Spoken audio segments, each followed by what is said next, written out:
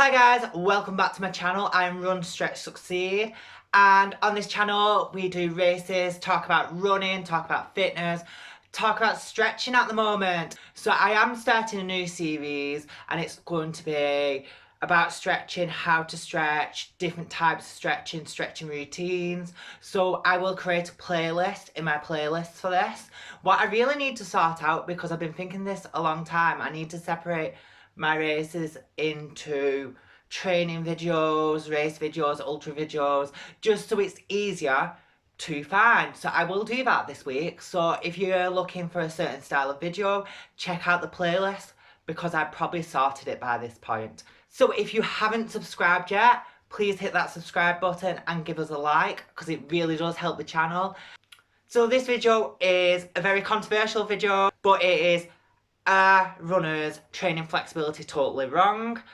It is an opinion video, so if you've got a different opinion, please put it down below, as I will totally respect your opinion. As it is science, it is a very controversial topic to talk about, but I feel like I've got quite a lot of knowledge on this topic, so I'm going to be that person, and I'm going to question every single one of you, and try to make you think about why you're stretching the way you are and seeing if I can change the way you stretch. So before starting this video, I want to do a little disclaimer. This is all my knowledge as a personal trainer, someone who's focused on flexibility for the last 7 years, gone from not being able to touch my toes to be able to split both sides. It's just an educational video to give you a bit of information about different types of stretches. I would be careful using these stretches or even go to a specialist. So don't just watch any of these videos and feel like, yeah, let's do that, because everyone is different. I just need to put that disclaimer out here. So the first topic is, what's the difference between range of movement and flexibility? In my opinion, these are two separate things. In a lot of other people's opinion, they are the same thing. But I think that is the way they think about exercise and what forms of exercise they're doing. They might not need both forms, so they've only ever done one form. So flexibility is if you grab your leg, how far you can pull it up. Range of movement is if you don't grab that leg and just use your muscle, how far can you lift that leg up? That is your range of movement. So you're not pushing using body weight, you are literally using your muscle from your body to lift that leg. And that is the difference between flexibility and range of movement. Flexibility is very passive, range of movement is very active.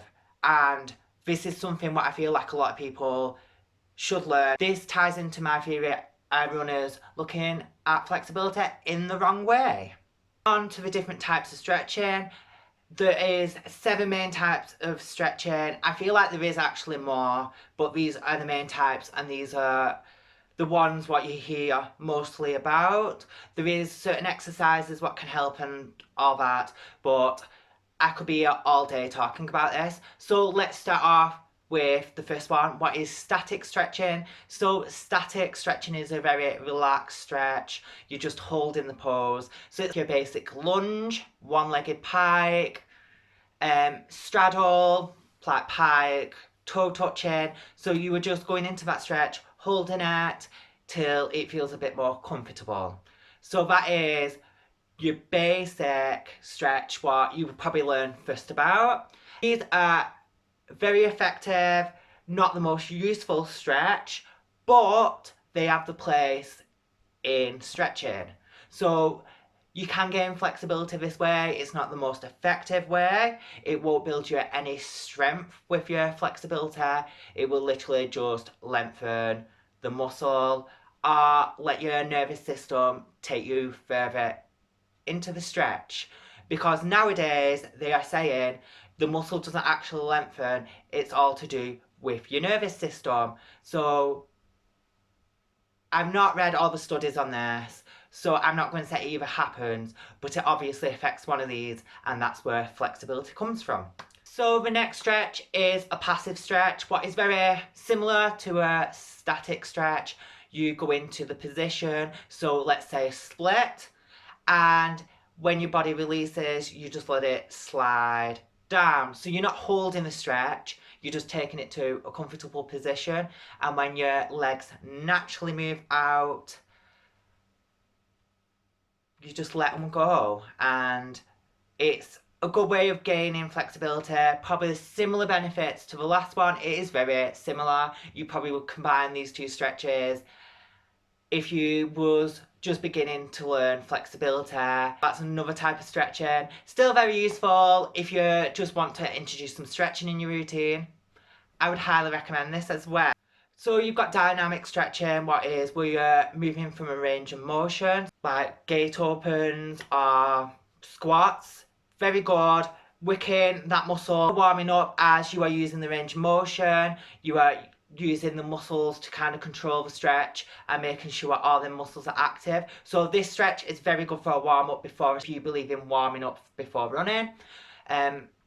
Highly controversial. There is a lot of opinions. If you've got an opinion about any of this, please put it down in the comments, because it's quite interesting and I'm sure there's someone who's going to totally disagree with me. So ballistic stretching, this is where it gets a bit more dangerous, a bit more interesting, a bit more progressive if you want to gain on flexibility. And this is where you are basically going through a movement, but you are taking it with force. So basically what you're doing is, if your muscle is an elastic band and you kick up as fast as you can so the muscle stretches. And it's not really got a choice about this. We do this a lot in ballet, gymnastics, some types of dance. It's very good. I don't use it too much because it's just not a thing I really use. It's not that I don't believe in it, it's just I don't use it. There is a lot of dangers with doing this because you are forcing that muscle to lengthen and shorten. So what this means is you could literally lengthen the muscle, kick too much, and the muscle could tear a little too much. That would cause an injury. I would definitely not recommend this at all, especially if it's for running. It's just not worth the injury. It's something for more for like dancers, gymnastics, but I'm not overly fond of this at all. I just think there's too much chance of injury. But if it works for you and you do it already, I'm fine with it. Keep doing your own stuff. But isometric, if I said that right, I'll write it on screen. Basically a static stretch, and then you start putting resistance against it. This is activating the muscle. You're using a bit of strength there, and when you're running, you want to use that strength in your flexibility. You don't want to have like floppy muscle. You want to have your hips engaged to stop injury, use that strength, that extra power, and this will help with that. So when doing isometric training, you're using the muscle and it will build muscle, rather than when you just do static. You are just holding it, it will use some muscle. It will also help you gain that extra bit of flexibility. So I actually believe this would actually be very beneficial for runners, and as it's very low risk for injury, it's not very intense. You can do it on every muscle area. Proceptive neuromuscular I can't say this, I'm putting it on screen. So basically this is when you use resistance. So let's think of a PNF stretch. PNF stretch is where you're trying to trick your nervous system in releasing the muscle. So what you tend to do with it is, I'll show you an example. So you could get your leg up in the air, wrap a band around it, pull it as close as possible to you, what's comfortable. A stretch should never hurt.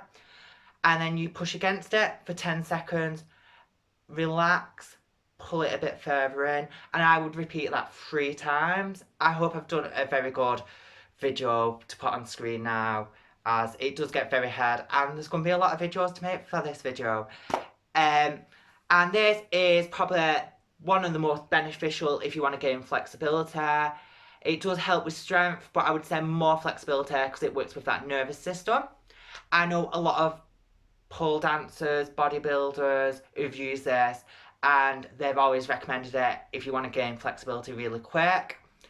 There is a chance of injury, I wouldn't say as bad as ballistic, but there's always going to be a chance of injuring yourself in any form of exercise. The last form of stretching is active flexibility. So this is when you're not using anything, you're literally using the muscle to pull the leg up, let's say, or the back, extend the back, or anything like that. So let's say a high leg kick. So it's a very controlled movement. You're lifting the leg, kicking it straight, bringing it back down, kicking it straight, bringing it. You're not using any force. You're literally engaging the muscle, lifting it as high as possible so the muscle can build, so you have control over that.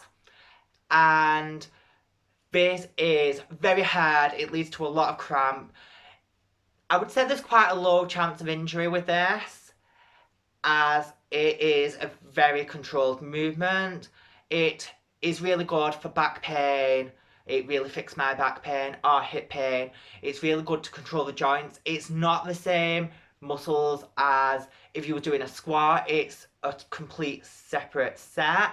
I can prove this as if you now stop the video or just listen to the video and you come into a straddle, lean forwards, walk your hands forward, and then try to lift one leg up 5 times and see if you get cramp. And that is because that muscle is weak.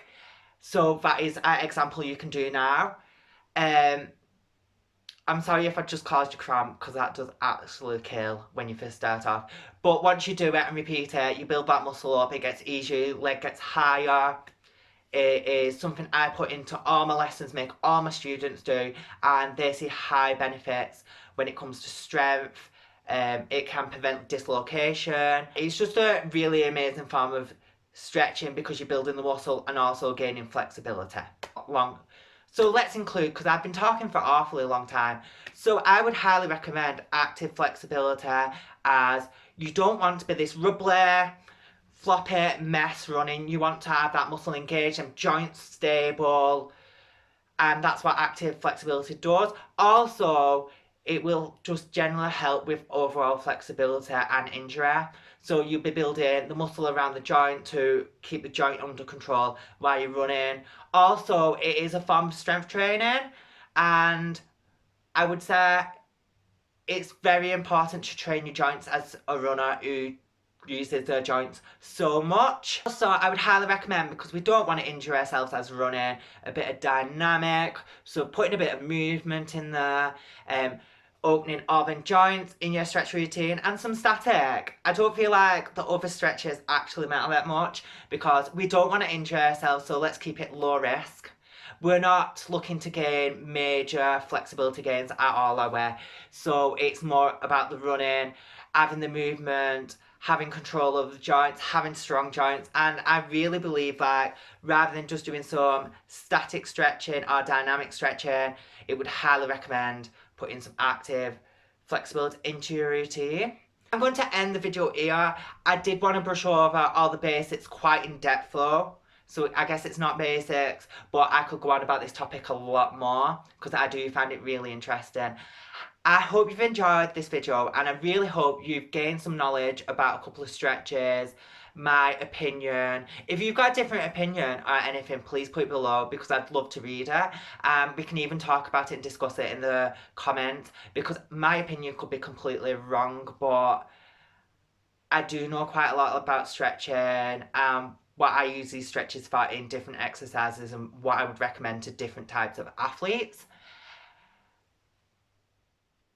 But if you did enjoy the video, please hit that subscribe and come and join me next week. I will be putting a routine up for some of you to learn. I do online classes, so if you're interested in flexibility classes, please message me because I do them, so you can come and join. But I will put a basic routine, what I feel like is fit for runners, up online. What will be about 10 minutes long. If you do it 3 times a week, it'll really benefit you. I hope this video wasn't too boring, guys. I feel like I've been speaking for like 45 minutes and it's probably about a 10-minute video to you because there's a lot of complicated words. I'm just looking at a camera. So guys, I hope you've enjoyed it, and I will see you next time for a more physical video. So bye.